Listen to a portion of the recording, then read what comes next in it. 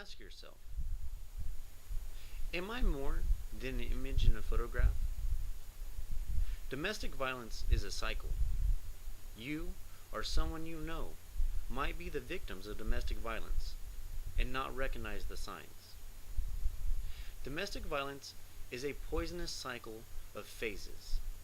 The signs may be subtle at first, but can quickly become very dangerous.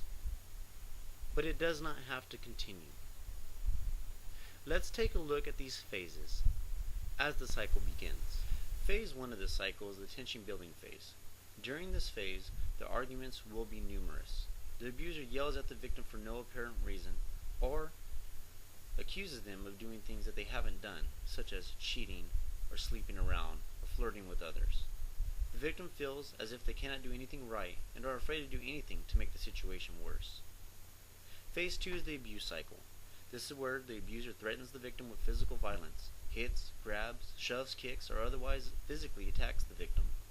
May scream or yell, throw objects, injure a family pet, or even sexually abuse or rape the victim. Step 3, or phase 3, is the honeymoon phase. This is where the abuser will apologize for what has happened. The abuser tells the victim that they love him, buys them gifts, or the abuser may make excuses such as blaming the victim for what happens, telling them you made me do it, or it was only a slap, it's not like it really hurt you, or you know what you do makes me angry, or I'm just stressed. This cycle continues on, and rest assured, it does not stop until there is a separation between the victim and the abuser. But there are signs.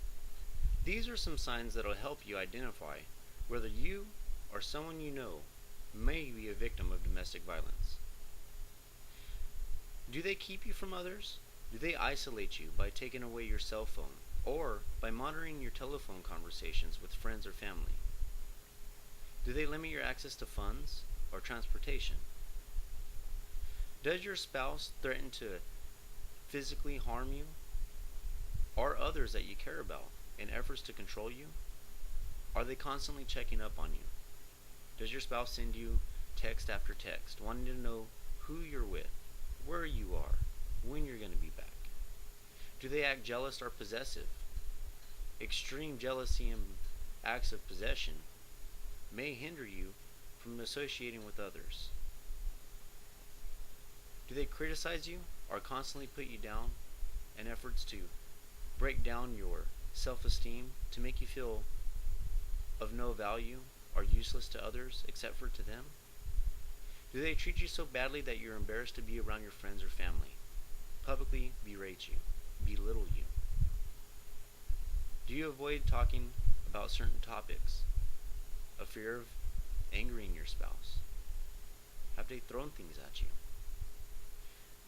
The signs are many, and these are just a few that will help you identify whether or not you or a friend may be a victim of domestic violence. But it doesn't have to continue. There are resources out there that will help you. And know that you are not alone. You have options.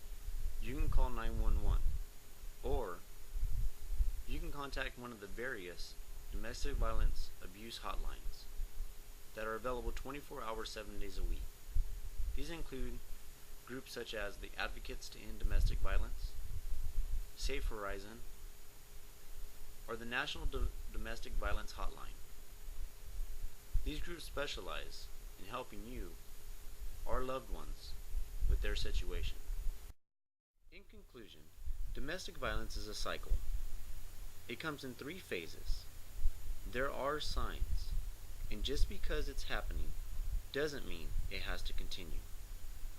Recognize these signs and put a stop to domestic violence before you or someone you know become nothing more than an image in a photograph.